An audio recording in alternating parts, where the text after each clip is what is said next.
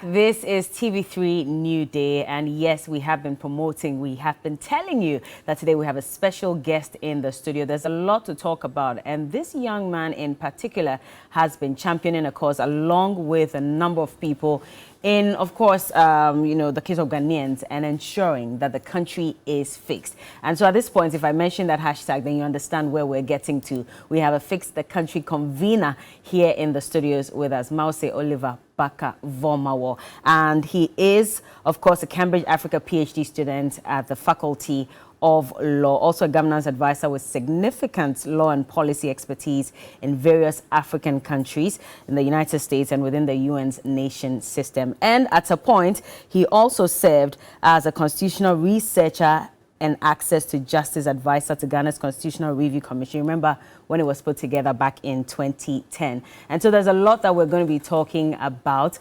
His recent issues and spate with the Ghana Police Service, the Court of Law, and all of that. So it's good to have you in the studios, Oliver. How are you doing? Thank you. I appreciate it. I'm fine.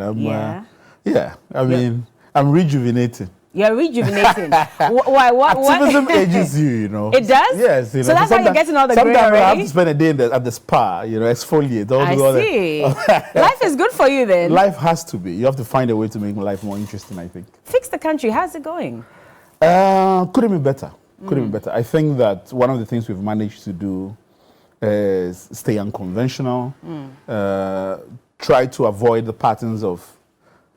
Let me put it this way. One of the things I told myself from the very beginning is that if ever Fix the Country becomes a conventional NGO, workshops and such, that's my ticket out of the door. Oh, you're leaving? Yes. I don't think that we can continue to do the same things and expect a systemic reaction that leads to change. Right? And I think that we're doing something unconventional, and I'm very enthusiastic about what we're doing. What exactly has been unconventional? Because for a number of people, they're saying that, yes, we're paying lip service. Finally, we see someone who's taking activism to another level. But at the same time, will it really change anything? So that's the thing. I mean, I think that one of the things I signed up for is that I have no sense of where this is going to end. I don't know where this train is going. But one of the things I want us to avoid is the pitfalls of the past. And so we are not going to be mobilizing like what the CJA or AFAC did, which is to reinforce the status quo by provoking a change in government rather than governance. So that's one of the things I know that I don't want to go into that direction. I know that I don't want to become an organization which concerns itself with only letter writing, Occupy Ghana. That's not the direction I want to go into. I want us to be able to challenge conversation and the difficult conversations. For instance, this issue around police brutality and extrajudicial killings. It's a sore area of our democracy. And I've always felt that not enough light is being shed on this issue. It comes with significant risk. It comes with, personal attacks and all of that. But let's have those difficult conversations. And when we're having them, let's put, those who are in positions of authorities tails to the fire. Yeah. And we have to do it in our way. And in remembrance that we are young people. And young people have a certain vibrancy that... other folks don't have. I like you talked about the fact that it comes with significant risk and personal attacks. What are some of these personal attacks that you have encountered? Perhaps I should actually start by talking about the elephant in the room. What I'm wearing.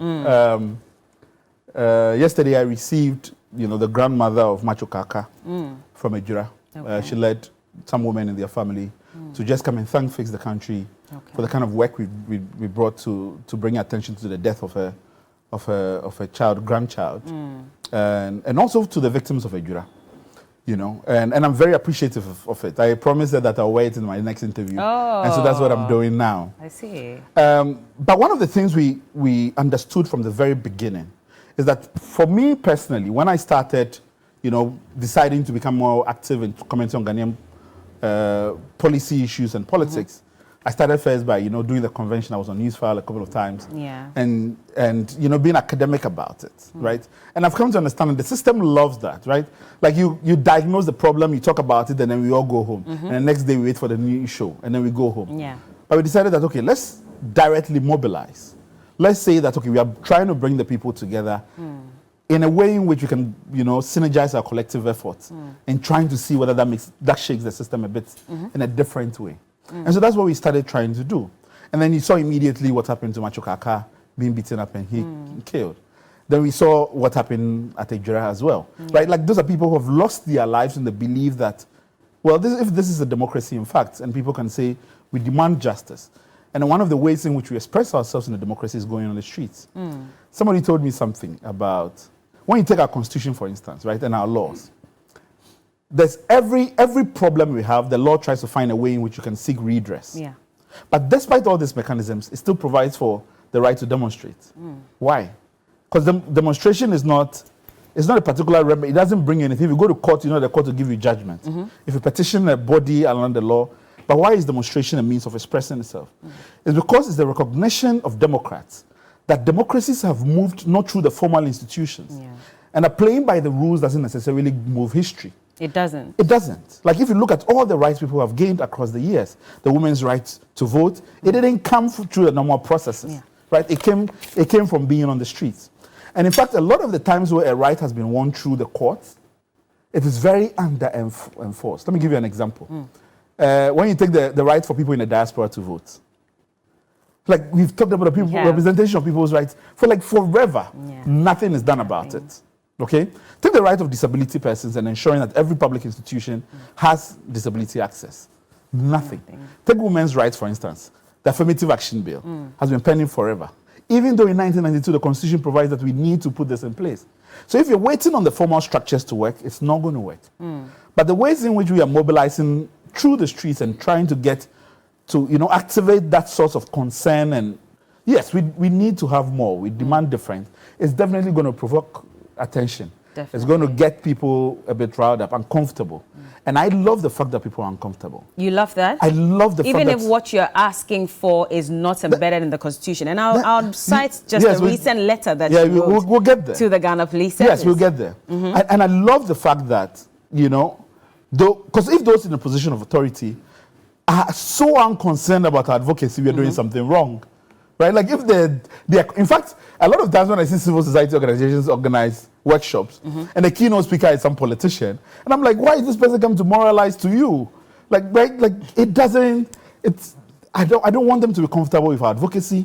I don't want them to feel secure in their position and their corruption by our advocacy. If not, we're not going to change anything. But if that goes against what the Constitution says, because the recent letter that you wrote to the Ghana Police Service, and of course they responded saying that we cannot allow you to go on that demonstration because first of all, you are asking for a private security agency to guard you. And that is not embedded in the Constitution. The Public Order Act says that alert us 5 days ahead of time of your intentions. We are supposed to provide security for you. So this is an interesting point. Now, let me go a bit into the genesis of the letter. Okay. One of the conversations we had is that when we started, we said we wanted to create a protest culture. And the ways in which we create a protest culture is to make people feel safe to demonstrate. Okay. Listen, I was in Brazil demonstrating against Lula. It was nothing that concerned me. But people were there with their children on their hands and just middle-class people moving and, dancing in Brazil. And I thought to myself, if we can get that reaction. But the problem is that so many Ghanaians tell us that they are afraid for their lives to demonstrate. That's a big concern. The question is why? In our democracy, do people fear to come onto the street, march, and say we want better? That's it. And so I said, okay, if we want to be able to create that protest culture, we must tackle the culture of fear around demonstration. Unfortunately, it's so hard when the police continue to shoot demonstrators. It's so hard when police continue to kill people who come onto the streets. Okay, so we're going to target this question of why these extrajudicial killings. And we're going to say to the police that your task is to come and protect. And if you fail in that duty to protect, then allow us to seek a private security company to protect demonstrators. Now, let's go by the letter of the language of the letter I wrote. I said, give us the right to get a private security company to protect demonstrators. Now, as a lawyer, I sat down and I said, okay, how are the police going to respond to this? The first thing they're going to tell me is that a private security company bears arms, guns, and so we can't allow it. And so I said, okay, I will anticipate that question by going through the framework of our law. And I went to the Criminal Offences Act, Section 206. It says anybody who unlawfully bears weapon in the public space, unlawfully. I said, okay, I'm onto something here. I look at the Public Order Act itself. It doesn't say you cannot somebody cannot bear arms around a demonstration, but you must have a gun which is licensed. So I tell to the police that any weapon held by the private security company will be licensed under the Arms and Ammunition Decree. But they are not the ones who are supposed to protect I don't. The demonstration. I don't think that's true. It's not? No, I don't think it's completely false, that sense. This is the thing. When we did our very first demonstration, we got our own marshals, persons who we train to do crowd control. Okay? And we told the police that do not interfere with the crowd, because anytime you get engaged with the crowd, it leads to violence. So just stand aside. Don't do anything. Don't react to anything. In fact, we are begging you, please do not even bring any guns there. Have your people, and if you feel like there's a situation that arises, you can call for backup. But when you bring guns and people are holding guns around the demonstration, you agitate fear. Yeah. Again, we are trying to demystify this thing of demonstration. They gave us their word and showed up still with guns. But we had marshals who were providing protection. And when we got to a point where people were coming to get into the police, we went quickly and told the police, don't get involved. We'll deal with our own people. Do you understand? Now, we are provoking a conversation around the ways in which police fail their duty to protect demonstrators. But one of the things which is interesting in this, in writing this letter, we're being directly provocative because we want to draw attention to the question of not protecting demonstrators. So it wasn't really about going on the streets. We had not even organized arms. any demonstration. If you go through all my feed, you hardly see me talk about a demonstration. Nothing. So when we wrote that, we sent that letter to them. They responded back, predictably, as I thought they would, by saying that under the Arms and Ammunition Decree, you're supposed to have a gun which is licensed. And I said, but that's exactly what our letter says. That if the private security company holds any weapons, it will be licensed. Right? Now we have 48 hours to respond to them. So we are composing our letter. You're still, We're composing our letter when they send that reply. So we decided that, we are going to the press conference on police brutality. When we come back, we'll write to them. I'm at the press conference when people start calling that the police have released a statement that you say you want to do an armed demonstration. At no point did we say we want to do an armed demonstration. No, but if what we are saying is that we want a private security company to provide protection for demonstrators. And if any weapon is held by them, it will be licensed in the Arms and Ammunition Decree. And held by also the protesters. Now, if any demonstrator or the private security company holds gun, it will be for personal protection only, and it will be licensed under Arms and Ammunition But you cannot Decree. guarantee that it would be for personal protection. And let me just read the Public Order. Let me just read the Public Order Act as well. Let's move on to point 4, where it says, where a police officer notified of a special event under subsection 1 has reasonable grounds to believe that the special event, if held, may lead to violence or endanger public defense, public order, public safety, public health, or the running of essential services, or violate the rights and freedoms of other person, he may request the organizers to postpone that special event. You could not necessarily guarantee that even if people come on the streets with their weapons, they will not disturb public peace. You cannot guarantee that. No, but you see, this is interesting. Unless we are saying that once a gun is licensed, it's going to lead to violence. If not, then we should stop the whole, we should be a democracy. I have never held a gun in my life. We should be a democracy that doesn't allow weapons to any private citizen. But this is a demonstration. This is a demonstration. Our conversation is that at every violence that occurs at the demonstration, oftentimes it's the police that orchestrates it. How so? You can check.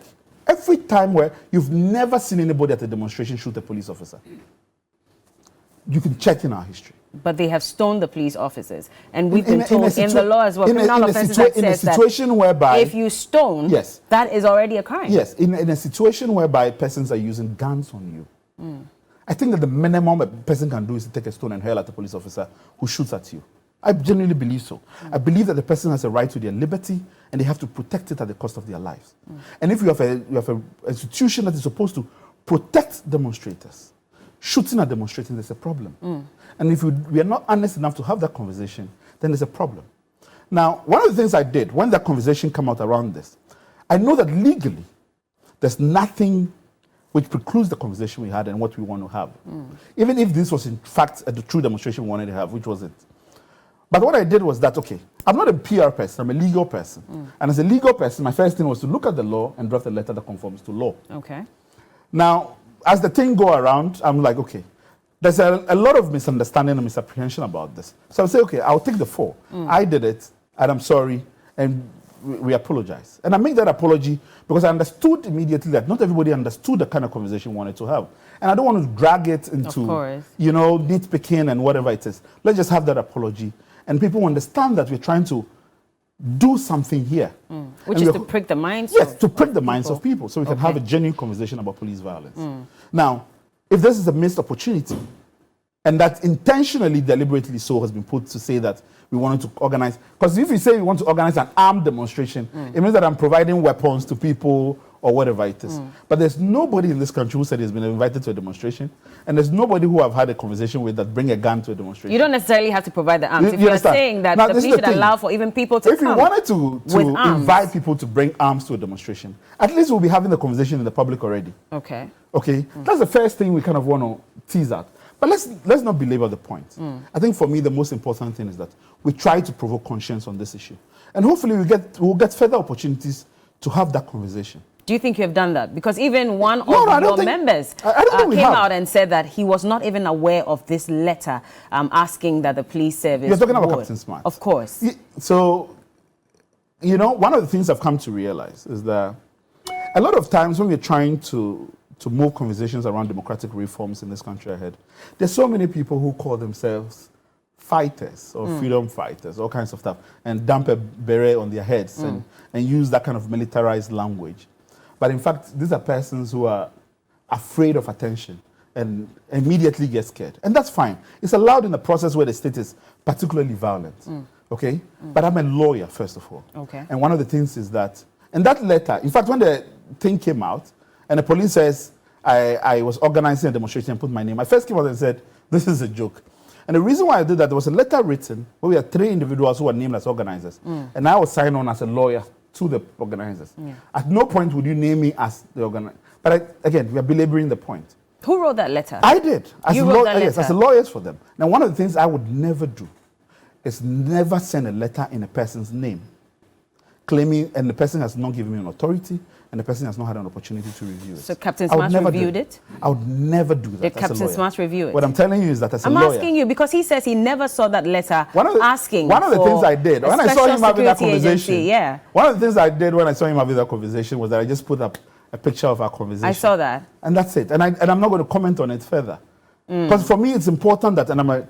because the ethics of my profession do not allow me to represent a person who has not given me the authority to represent them. And that's it. You were castigated heavily by people, even when you put out that screenshot. Because again, when he sent that message to Captain Smart, allegedly, you came back and said, hold on, let me make the letter a bit more scarier. Yeah. What did you mean by that? So what I mean by that is that we are directly having a conversation with the police. And we are saying to the police that even when a person writes to you, in terms in which you do not recognize, it's a conversation. Okay. You have 48 hours, you respond to the person has 48 hours to respond to you, right? And I'm saying that we are trying to provoke a reaction from them and showing them that even in this scenario, your responsibility is to act professional. Okay. Now that's the style of my advocacy, is to be deliberately provocative of the institutions, to make sure that the institutions act professionally and as institutions of our democracy. But the advocacy is not only about you. You work with a group of people. Yes. Should you also not be concerned about their views as well? So this is the thing. One of the things we did in having this conversation is that, in fact, I know that Fix the Country has come out and said, yes, we apologize and all of that. But the truth is, it wasn't being organized as a Fix the Country. It wasn't being, we weren't having this as a Fix the Country thing. Okay. And I appreciate what my colleagues were trying to do, that listen, people are talking about it. Let's move the conversation ahead. We want to talk about the questions of police brutality, and let's do that. But in fact, when this was being organized, it was 3 individuals. Okay. It was Oketechi Efrifa, it was Captain Smart, it was Benjamin Dako. Right? The letter sent to the police did not even have a Fix the Country. Okay. Anything about Fix the Country on it. The only thing that drew the conversation to Fix the Country is because I was signed on as a lawyer for this 3 individuals. Do you understand? So before you could even react to it, it was all over that Fix the Country wanted to organize a demonstration. So why would they come and apologize? Now, Fix the Country decided to do that because they wanted to shift the conversation and move ahead from this. Okay. And they said, there was a whole conversation about it, and I disagreed with it. They said, we don't want to come and issue a statement and say this is not our event. People might read it as if we are disowning this. You know, and I'm saying that, listen, it is better to protect the institutional thing of what Fix the Country represents and not muddy it. But there's 25 other people making decisions and voted and say, we want to send a message that we're not throwing people out to the wind. Okay. And for people to feel like this is something where we are abandoning people. Are there already cracks? I disagree with it, but I respect why people would feel that we need to come together and create. This clearly shows that there are cracks. How so? Among the leadership. I mean, if we're hearing from Captain Smart saying so this is the thing. Fix their country saying this, and you have admitted that you wrote the letter. Yes. First of all, Captain Smart and they were based on your advocacy style. Okay. Captain Smart has never been a Fix the Country. We're very much aware of that. So it would be wrong then to say there's a crack in the leadership. Okay. First of all, we have a team of 25 conveners. Okay. The only person who is one of the conveners of Fix the Country, so-called, is Benjamin Darko. One person. Okay. It wasn't a Fix the Country planned event. And I was signed on as a lawyer to the organizers. Okay. And I'm a Fix the Country person. Yeah. There's no question about it. Okay. But before, you know, it's gone on, Fix the Country was organizing this. And that's fine. The team decided that, listen, we understand the ethic of what you guys are trying to create and the conversation you're trying to drive. It is not too far-fetched from what Fix the Country represent in trying to generate this conversation. Let's apologize and let's move on. Would you say your actions were responsible? I mean, with all the conversations recently, the sub-region, we've seen what's been going on in Mali, in Guinea, and the like. And recently, government told us that there is a scare, a terrorism scare in the country. And so if you see something, say something.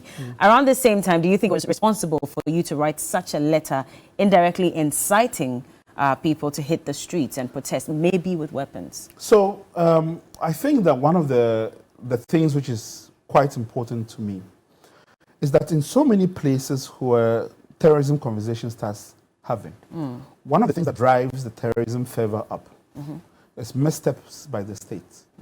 Okay. So you take Nigeria, for instance, other countries in the sub-region. What you immediately start to see is that increase in unjustified violence against citizens, because we think that we need to fight terrorism, by which process we produce persons who are more disenchanted and disgruntled by law enforcement generally. And I know that a lot of people are not covering what is happening in the north, but parents are being arrested by our national security establishment because they are looking for your son. Okay, that's what's called pioneering. In fact, the bond of 1844 said they were outlawing pioneering, where you hold somebody else because you're looking for somebody. These things are happening in this country. And because the last survey that Cambridge University did on coverage of police violence and military says that 86% of journalists say they are afraid to talk about the police. And 90% say when it comes to the military. So particularly when it comes to their violence, it's underreported and undercovered because they're genuine fears. In fact, the persons who are the brunt of brutality is usually journalists. More journalists have been attacked by the security establishment than by citizens. So this is an area which is going to be under-talked about. And if you're going into the terrorism conversation, we have to better audit them. If not, we're going to create a bigger mess. Okay. And one of the things I did, around the say something thing, was that I called in. I did call in and say, first time I called in, nobody even picked. The second time I called, I just wanted to ask, because I'd gotten information, none of them had been trained. What is terrorism? The person told me if you see something fishy. Who did you call exactly? I called 999. Okay. If you see something fishy, which is not what normal people do, that's terrorism. You know, and I think that's important because I understand the amount of fear that is being pumped into the system. The National Security released a statement that some people were moving somewhere. What are we citizens supposed to do? See something, say something. They are the ones who say they have seen the thing and they are reporting it within the security establishment. So what are you giving us to do? You see, we have to be careful in which regimes, especially regimes which are under pressure economically, create some sense of false legitimacy around themselves by continuing to stoke fear and fear. We are seeing nothing but the ratcheting up of fear in the ways in which government machinery is pumping information into the system. I think that we have to be smart in the way in which we tackle the terrorism question. How should we tackle it? First of all, I think that it is important that we citizens even understand what it means by terrorism. You don't think there's not been public education around the issue, by just telling us all we get is that terrorism is coming. And then we get a picture of a woman in hijab and holding a phone and a mosque in the background. When hijab, question around hijab itself and the women who wear hijab in this country has been a problematic issue. Like you're in everywhere where terrorism is happening, we are seeing attacks on persons of a certain religious faith. You don't put them in the limelight in the same way. So we have to be smart in also anticipating what has been some of the mistakes in the past in other places. How do we solve that problem? You don't just say blanketly that churches have to get more security. What are the protocols for them in scenarios like that? What do they have to do? We don't have that. Corporate institutions have not received any training. You cannot say that for a fact. You cannot say that for a fact. You're in the journalism space. You wouldn't know if you say. I know this because I've been following it. All of them. I started tracking this thing from when the World Bank gave the 450 million to the few countries in the sub-region, and started seeing the government responses to this. So when they were engaging Empress Gifty and other people as brand ambassadors or whatever for the fight against terrorism, these are things that I was deliberately tracking. Did you have a problem with the people that were selected to be brand ambassadors? I don't think that in a conversation like this we should be doing brand ambassadorship. I think that we should put the money in really educating citizens. What does it mean? How is this going to affect our day-to-day lives? What are the changes we're going to see around us? That conversation reassures. But just dropping a statement which is they mark confidential, which is supposed to be one body communicating to another body within a security establishment, then you put it in the public domain. But we know that personalities command a certain crowd. Yeah. I mean, so it's easier for people to listen to them and to do as they say. Yeah. You don't think that's probably why government thought that there was a need to engage some of these personalities who already have the numbers, they already have the attention, and could garner some interest in this conversation? I'm saying that there's nothing which celebrity culture can do for you that purposeful public education cannot do. Okay. Okay? Our information services department have a lot of vans at their disposal. They have a lot of screen showings. Let's do it right. Like, it's not enough, right? And you can fail even if you bring people with a certain public following. Look at Glow. Glow signed up all celebrities in this country and still failed. The messaging is not that we have to gather everybody who influences opinion on social media. The question is, what information are we sending and how are we educating our people? But that's important. But I don't want this to be a referendum on government policy on how they're faring on terrorism. Perhaps we'll have that conversation down the line. And my hope is that they clean up their acts in that regard. Now, on the critical question as to how our messaging goes, we're going to continue to center the conversation around police violence and police brutality because we think that it is directly linked to radicalizing people. We think that a lot of people who do eventually end up signing up for these things are persons who are bitter about law enforcement. And that's an important conversation to have, even if difficult. Is Fix the Country for your personal political experience? For example, is it, an attempt to get into parliament and eventually become president because they're having conversations about that? Or is this really for Ghanaians? Because again, looking at the response that, you got from Ghanaians after that letter, a number of them are saying that we really were in support of Fix the Country, but now we're not even sure where Fix the Country is headed, whether this is for personal, advancement or not. So one of the things I am appreciative of is that as a person who decided to put my feet on the ground and to sacrifice so many things in the hope that we can, push whatever this means and wherever it leads to, I am appreciative of those concerns. And this is something that I've given a lot of myself towards. Because perhaps it's a bug or something that's gotten me here. But whatever it is, I've given a lot of myself to it.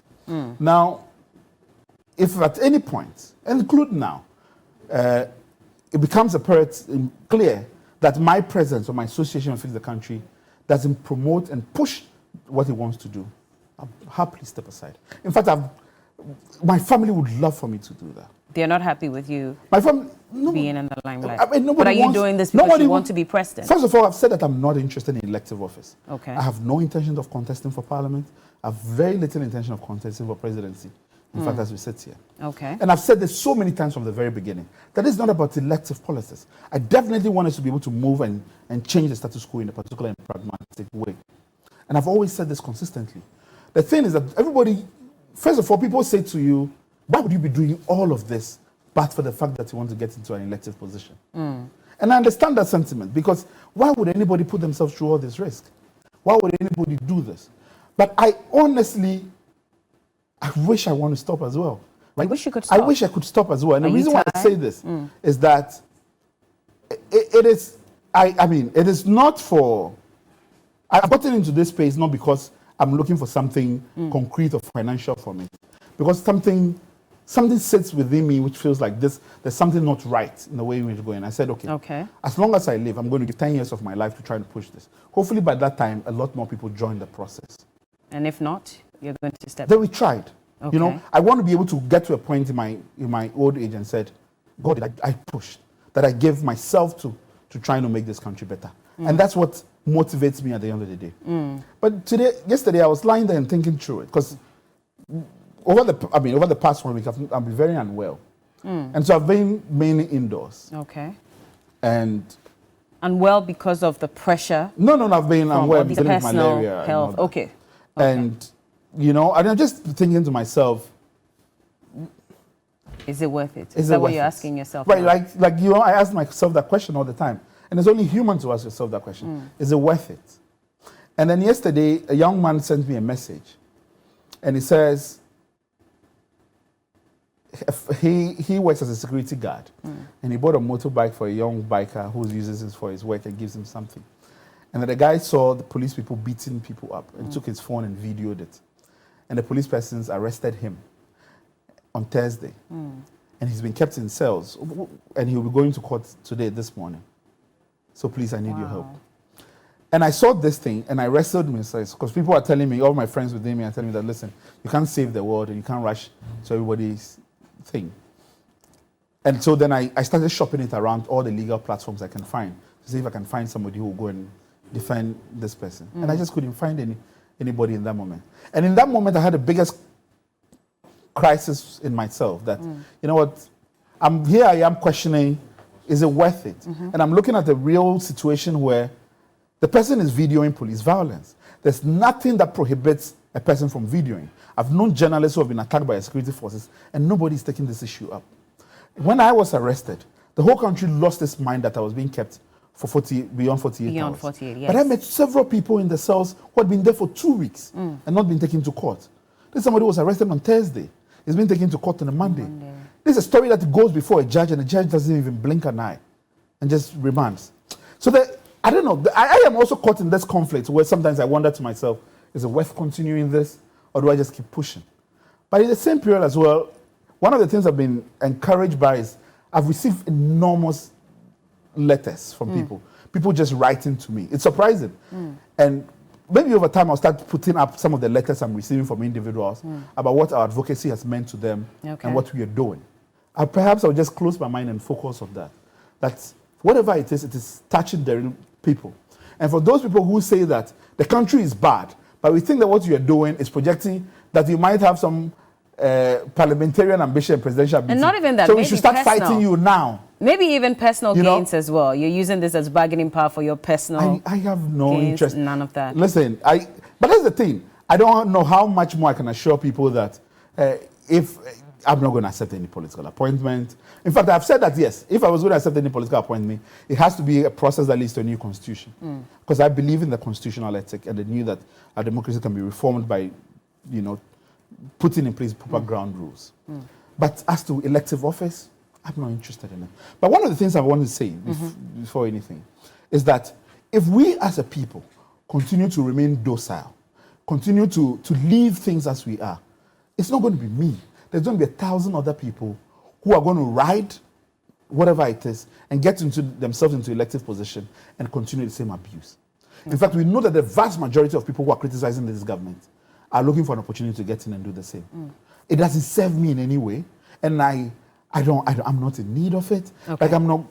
There's no point to that. Right? In thinking about whether this has been worth it, those posts that you made on Facebook concerning e-levy and the fact that there would be a coup if e-levy is passed, sometimes you look back and rethink and wish that you hadn't put those statements out. So, I had a conversation with somebody who told me something recently, which is that a lot of the times when I'm writing as a legal person. I'm vetting whatever I'm saying, is this criminal?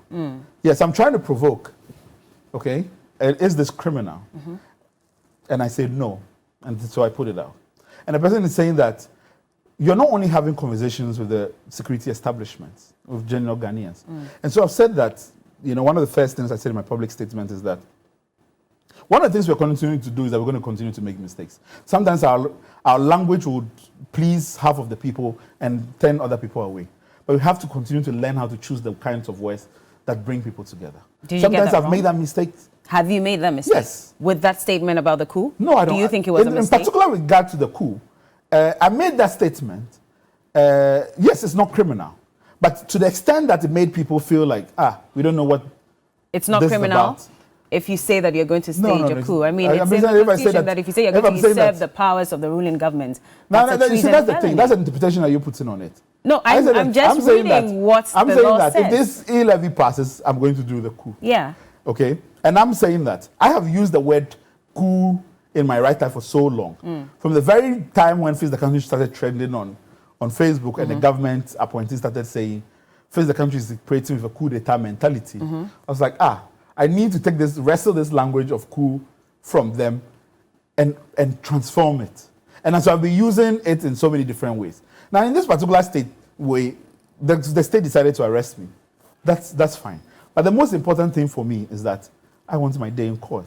I don't want a government that is online doing social media, writing long letters to the British High Commission, but failing to turn up in court and give me my day in court.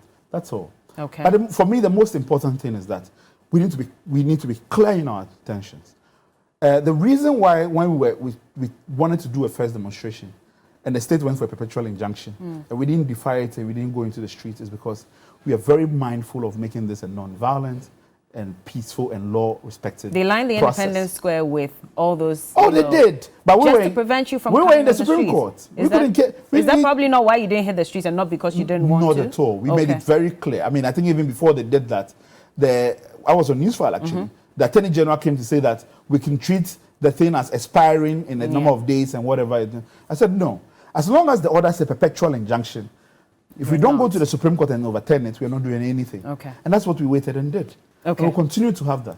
Should people now see you as using words loosely in terms of the coup and the explanation that you have given us now? And in that case, then how do they take you seriously if you put out something else? If anybody would take the word, I'll do the coup myself, as an invitation to engage in a coup d'etat, then I hope to God you don't take my word seriously. Because I don't subscribe to it. I've seen the violence of military dictators. In fact, I believe the Ghanaian Forces is useless. And I don't think that they... How do you say I'll that? get that. I don't think that they redeem themselves. Of that magnitude. Yes. I don't think that they redeem themselves by becoming more useful by engaging in lawless activity as a coup d'etat. It doesn't... It contradicts itself, right? But this is the reason why I've always said the Ghanaian Forces is useless. One of the things, I've said it before, one of the things in which the Ghanaian Forces is known for, when it goes out on peacekeeping, it receives stellar reputation. You know, Ghanaian soldiers are feted as one of the best peacekeepers ever. So how is it that in our democracy, we get the west side of our military, that it descends into a whole community and brutalizes people because somebody lost their phone? Why is it that it is in the bush protecting galamseyers? Why is it that our military can just get a person and just lash a person in the street? Why are we, for those who have put this military in place, why do we get the worst of it? So as long as it does not want to play as a democratic player and understand itself that in a democracy, it must transition out of the violence of the years past, it's a useless institution. That's a scurrilous remark you're making about the institution. Yeah, if that provokes them to act better, then better.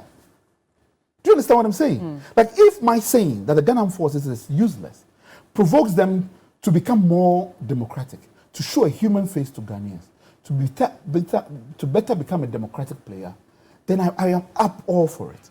But if anybody tells me that, by my calling the Ghanaian Forces useless, they would stand up and do violence, it is proving the point. Do you understand what I'm saying? It is proving the point that they are useless for them to react in that manner. But if it is in fact in professional institutions, it would never forgive violence amongst its ranks. Recently, the British High Commissioner was also in the news after a letter was released, a 4-page letter was released after that tweet that she put out. There have been conversations about whether she was even legally mandated to channel her concerns via that medium or not. But more so, the Ghana Police Service using the wrong means of communicating with her, because we know that the Foreign Affairs Ministry is the one supposed to respond or even engage some of these diplomatic institutions as well. I know you responded to an extent about this issue, but now the Foreign Affairs Ministry has released a statement and they're saying that, yes, they're engaging them backdoor and trying to manage the situation. Does that kill the case for you? And are you okay with that response? I think that will be hypocritical if we don't admit that this response to the British High Commissioner was because I was named in it. You think so? Yes, I definitely think so. I think that we have a system that has become increasingly at edges with anything that deals with me. And that's fine. I'd rather they are in that position where we are checking their actions than anything else. But there's nothing, you know, there's no diplomatic faux pas by the tweet the British High Commissioner tweeted. In fact, and I kind of put up a comparison between what our president said about George Floyd and this. Diplomats are entitled to comment on issues. There's no problem about it, right? I think that we are stretching the meaning of interference beyond what international law even talks about. But that's fair game. Now, in this particular incident, you have a person who says, this person has been arrested again. I'm interested in seeing how that goes up.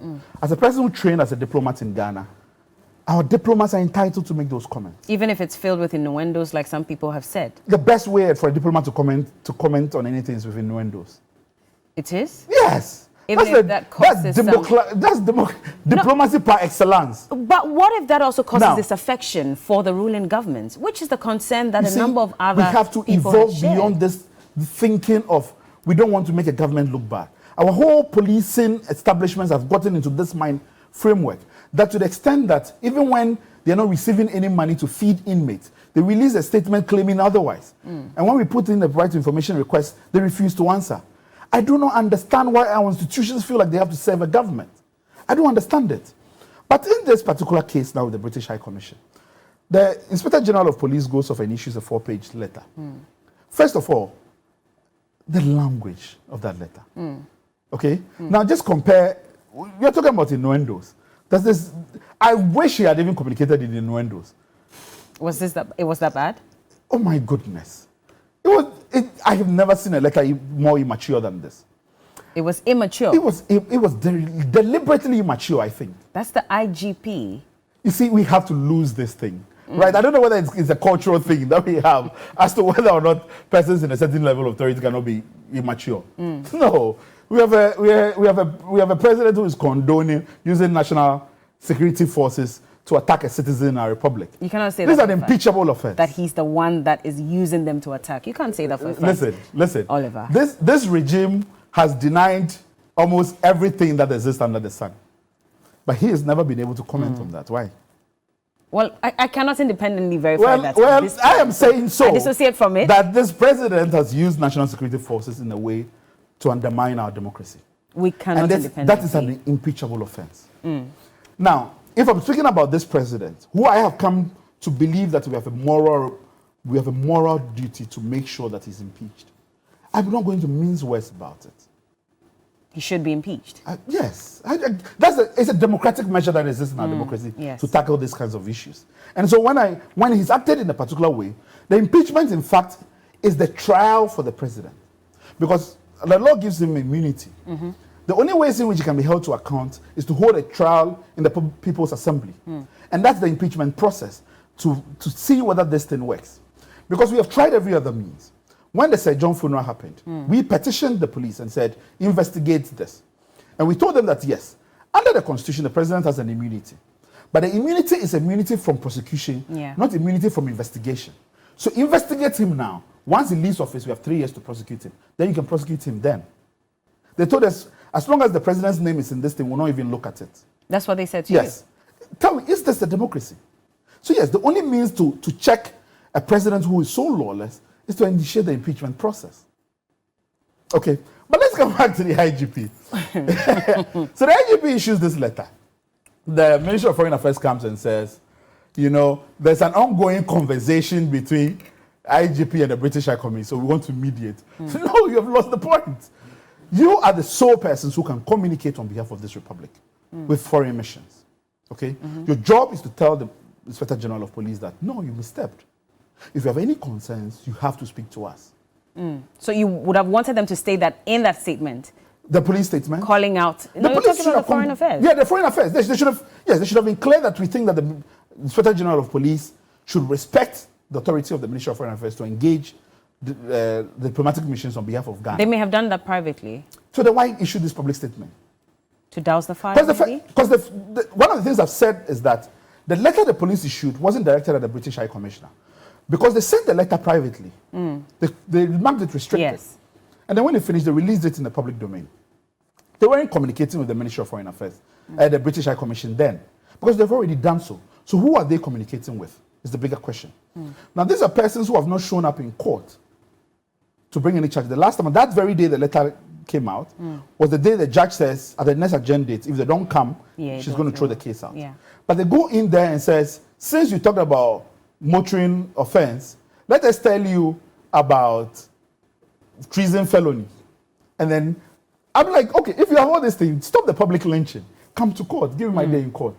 Right? They don't do it. So the real conversation they are having now is not with the British High Commission anymore, but they're trying to particularly have a conversation with Ghanaians. And then what they're trying to do is obviously continue to publicly lynch me in the press, and that's fine. Let's talk about the state of the economy briefly before we wrap up, because, I mean, Ghanaians are crying. Things have become difficult. Just last week, petrol prices increased by some 7% as well. Food prices have increased over time. We're still importing, and even at a point when we're told that we should stop exporting grains to neighboring countries so we can store up, there's still challenges with school feeding and all of that. What do you make of government's general management of the economy? It's been 6 years. Oh, it's the Ukraine-Russian war.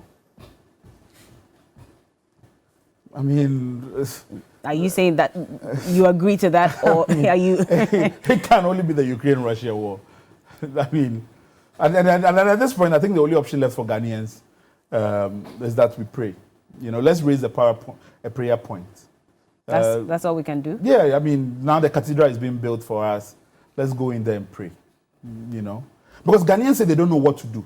Because every time we raise these things up, and we are surprised. Oh, Accra has flooded again. Can you? Let us pray. At this point. That's all? That's it. Let us pray. What's Fix the Country doing? I mean, with this recent cathedral issue as well, that even compounds the problem, because we're told 25 million, Ghana cedis has been released as part payment for the cathedral. At the point where we're told that raising funds for that would have been privatized. Listen, I mean, perhaps I don't know. I haven't spoken to the other 25 conveners. But I think that one of the time-tested things which Ghanaians have done, when COVID came, the president organized a prayer session. So maybe we should organize a prayer meeting, a GLOW or one of those, and pray. Do you think the president has failed us? The guy needs to be impeached. I've said as much on that point. So that means he's failed us. I mean, he's failed himself even. He's failed himself? I have a post online where I say, when he was talking about anybody coming into office or do whatever, I said that if he really means those words, I'm happy to even work with his government. Right? Now, let us pray. We should pray. Yeah, I think. You gave advice on the Constitution review. This was back in 2010. There were some parts of it that were rejected, including the National Planning Committee as well, and the fact that we need a national development plan. We're told that we cannot have it binding on subsequent governments, because then one party will force its ideology on the other governments. Till date, there are people who are calling and asking that what's happening to our Constitution review? Fix the Country says we want the Constitution overhauled completely. Do you still stand by that? I have looked at the constitutional framework, and I've looked at the mechanisms in which we're trying to use to change the Constitution. I was part of the Constitution Review Commission. We came up with, I think, about 211 recommendations which are broadly accepted. The institutions of state say that you have to take one amendment bill for each issue. Okay? Now, to take one amendment bill through the entire process would take roughly 3 years to do that across board. The consultations required.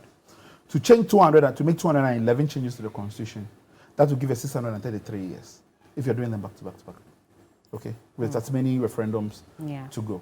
633 years to make those timid recommendations that the Constitution Review Commission made. And I say them timid because when we're part of the commission, every recommendation we're like, is the political class going to accept this? And so we have to water it down in a way in which they will accept it. Even that, the system has defeated it administratively. And I'm saying that, we have said that, when we say we want a new constitution, it's not that everything has to go out of the constitution. It's about the approach. Let us take all those 211, make one holistic amendment, and put one document to referendum again. Okay. That's it. That's what we are saying. Okay. But the system says, no, one amendment at a time. So at this point, either we wait 611 years or we continue to pray. Well, let's see how that goes. But thank you so much for joining us. When next are you in court? Well, I'm in court tomorrow. Tomorrow? On the motoring offense, and then 29 for treason felony. Okay, all right. Well, we'll see how that goes. But thank you so much for joining us this morning. I don't know how you're managing with school as well, because you cannot travel back to the UK at the moment because you have a case in court. Are you doing online? thank God the Cambridge University is supporting me working from here. So I see. That's useful. Well, let's see how it goes. Thank you so much for joining us this morning. Barker-Vormawor, Barker-Vormawor, pardon me. And he joined us this morning. We talked about a myriad of issues. And, well, I don't know what you took from it, but the hashtag is TV3Newday. Let us know what your thoughts are on this conversation. We have more coming up. This is TV3Newday. We'll be right back. Thank you. But quick one, by the way. Join us this November for our Qatar tour. 16,200 Ghana cedis is what it will cost per person on single occupancy and 13,100 per person on double occupancy. And it includes return tickets, 8-night stay at a hotel, daily breakfast, visa assistance, desert safari, Dow cruise, dinner, north of Qatar tour, airport transfers, and all taxes will be taken care of. So if you want more information, kindly contact Global Wings Travel and Tours Limited on 055-3688-398 or 054-100-4130. Visit our office inside the UDS Guest House adjacent the Police CID Headquarters, Cantonment, Accra. Or if you're in Cape Coast, then just go to the Seniors Clubhouse, first floor, University of Cape Coast. Remember, terms and conditions apply. We'll be back with more. Keep watching.